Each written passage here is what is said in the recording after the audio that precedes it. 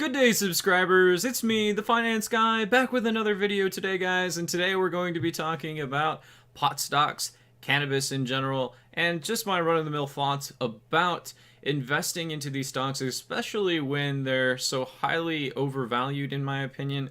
I do have a small position in Aurora. This is more of a speculative position over the long term. I'm not really necessarily interested in the stock.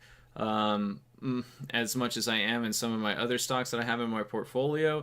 It was just a curiosity to see where this direction of this company would go, and I just picked up like $100 worth, and so far it's actually done rather well. I think I have a 30% return on, or close to a 30% return on Aurora as it stands of today, but that can go any direction, especially with this overinflated market.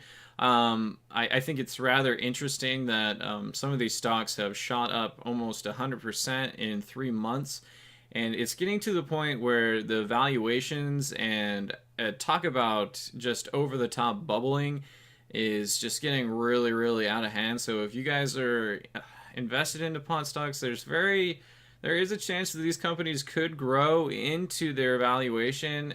I forewarn you guys, in my personal opinion, I'm not your financial advisor, but think about the repercussions of what would happen if these stocks lost 90% of their value. Or, do you think that these companies are fairly valued when they haven't had positive earnings for consecutive years? And especially without full legalization on the federal level here on the United States, you also have to think about that. I think that cannabis can be and will be eventually legalized on the federal level throughout the United States, and banking will be involved, and there will be an even bigger cannabis boom that we're having right now. As I live in a cannabis-friendly state, I can tell you that there has been a lot of growth for businesses, small businesses, and a lot of people getting interested in this market.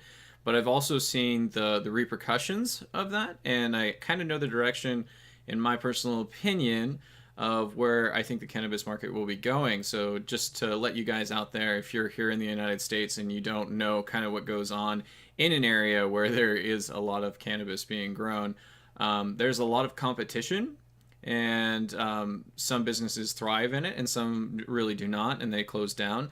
There has been an explosion in my city that I currently live in, and there has been I remember seeing, because you can see signs all over the place, where cannabis was like $120 an ounce. Now it seems like the majority of the stores around in my surrounding area are $50 an ounce. So the profits that were being made at the beginning were rather high, and now it has been reduced.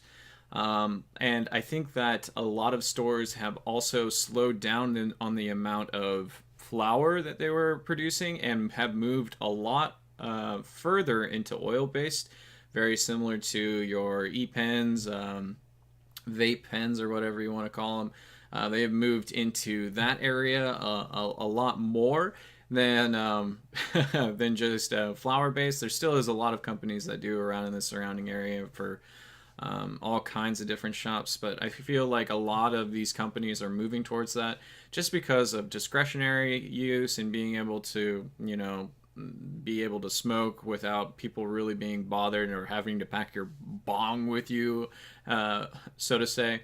So I personally, my thoughts on the cannabis use, if you want to use cannabis, you're more than welcome to. I really am not too bent out of shape about it. Anyone who's actually smoked cannabis can find that it has some pretty crazy effects.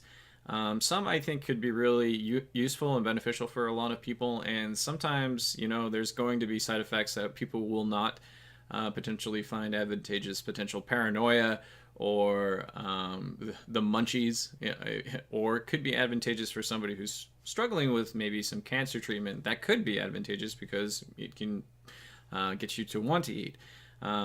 It's a very interesting drug. I think that a lot of it was blown out of proportion for the DARE program, and where its scheduled drug level, I think, is blown way out of proportion. But I think here in the next 5 to 10 years, you're going to see a probably legalization on the federal level here in the United States. I would be highly surprised if we didn't see any kind of legalization, especially with big banks being involved. I have a feeling they would love to get their hands into something that's going to make them money, and that's a big business. And I think that's why a lot of people are investing into these kind of things right now. But I want to forewarn you guys about the problems that persist. When I notice something in the market, whatever goes up, I believe in the market, especially really fast, has to pull back or come back down eventually. And just be prepared for something like that. Seeing a stock like Tilray just like absolutely just shoot up to astronomical levels super fast is kind of a big warning sign for me. In general, seeing these kind of massive spikes up, it kind of reminds me of Bitcoin all over again, and everyone's just jumping into pot stocks. And they're just like kind of the new hotness right now. There's always something like this going in the stock market at any given time. For the past 10 years, I really feel like the FANG names have been a really good overpricing for a lot of stocks. Doesn't mean that these companies are bad. These companies are good. Doesn't mean that some of these pot stocks might not actually end up being really good. I would not be surprised if Canopy Growth actually grew into their earnings eventually someday.